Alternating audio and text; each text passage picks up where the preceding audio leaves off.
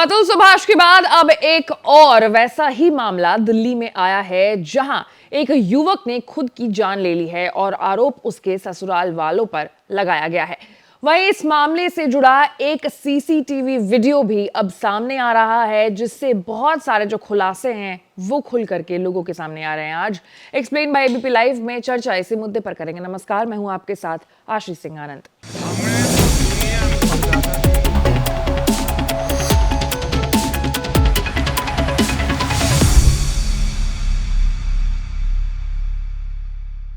तलाक चल रहा है तो बिजनेस से थोड़ी हटा दोगे, फिर कहोगे धमकी दोगी तो सुसाइड कर लूंगा। इसी बातचीत के बाद दिल्ली के पुनीत खुराना ने पंखे से लटक कर अपनी जान दे दी। पुनीत खुराना ने साल 2016 में मनिका पहावा पुनीत खुराना ने साल 2016 में मनिका पहावा से शादी की थी। इसके बाद दोनों ने मिलकर के फेमस फूड बॉक्स कैफे शुरू किया। बिजनेस अच्छा चल रहा था, लेकिन दोनों के आपसी रिश्ते शादी के 1 से 1.5 साल बाद ही खराब होने लगे। फिर आपसी सहमति से इनके तलाक का जो केस है वो कोर्ट तक पहुंचा।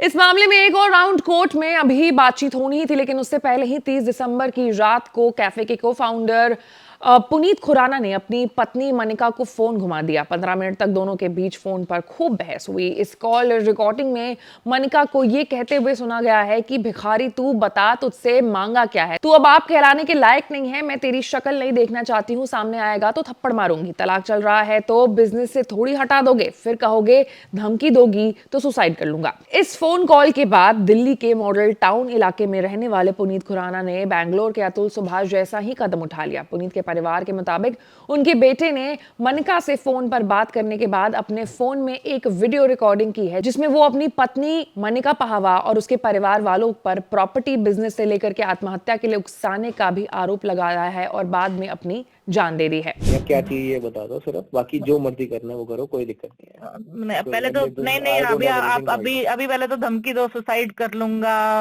और घर छोड़ के चला जाऊंगा, बिजनेस ले लूंगा, पूरा कर लूंगा, वो कर लूंगा, शक्ल नहीं दिखाऊंगा, ये सब करो। हाँ, that is of no, these all talks are of no use. You only used to do this. You only used to do this, sir. Once we have agreed on something, I am now backing off. Seeing your reality, you don't deserve it. ठीक है, okay, you backed off, that is okay. But now what is that you want? कल सुबह सामने आओ, तब बताती हूँ। नहीं, sorry, I cannot. ठीक है, मुंह पूछ क्यों रहे हो? हिम्मत ही नहीं है सामने आने की, तो फिर बकवास क्या करनी रात के 3 बजे। ये तो हुआ एक सीसीटीवी वीडियो। इसके अलावा पुनीत खुराना और उसके ससुर का भी एक पुराना वीडियो सामने आया है, जिसमें 2 करोड़ रुपए के लेन देन की बात हो रही है। वीडियो में ससुर जगदीप पहावा कह रहे हैं कि वो घर के बदले में 2 करोड़ रुपए देंगे। हालांकि बाद में एक ऑडियो सामने आया जिसमें वो अपने वादे से मुकरते हुए नजर आए। उन्होंने कहा है कि वो अभी पैसे नहीं दे पाएंगे क्योंकि उनके पास फंड्स नहीं है। दरअसल पुनीत खुराना आत्महत्या मामले में 12 अक्टूबर 2023 का एक ये वीडियो जो है वो सामने आया है, जिसमें ससुर जगदीश पहावा कहते हुए दिखाई दे रहे हैं कि वो घर के बदले में 2 करोड़ रुपए देंगे, लेकिन हाल में जो ऑडियो मिला उसमें वो अपनी बात से पलटते हुए नजर आ रहे हैं। 45 लाख तूने मेरा देना है, जो हिसाब कर गया था तू।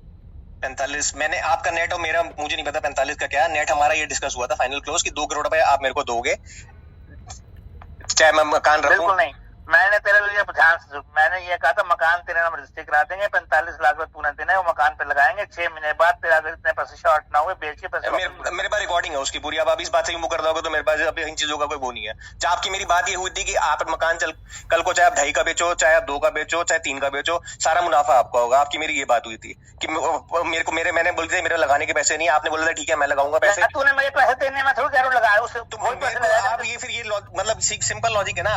आपका मेरे क्लोजिंग हुई थी कि 2 करोड़ रुपए आप मेरे को दोगे, बस मकान उसमें आपका हो जाएगा, ये बात हुई थी बस। 2 करोड़ रुपए नहीं, मैं ये बात नहीं हुई थी। तू अपने हिसाब से रिकॉर्डिंग कर ले, मेरे जो सुन रहा है वो हिसाब से नहीं ना, क्योंकि रिकॉर्डिंग तो वही होती है जो आप बोलोगे जो मैं बोलूंगा। उसमें